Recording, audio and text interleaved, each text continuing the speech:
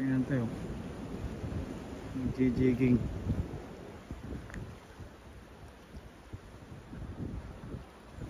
Ito set up namin yun. Ito. Tapos nandun ang aking set up.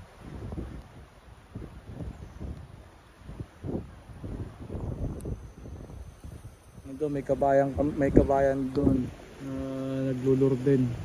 Ayoko kung nasa na sila kabayan. Dito ayoko pa humagis eh. Tsaka na lang.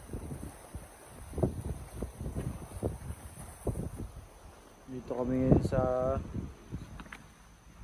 Shuway. Nag-bus lang kami papunta rito. Bus bago mag-train pa. Yan lang. Mainit dito.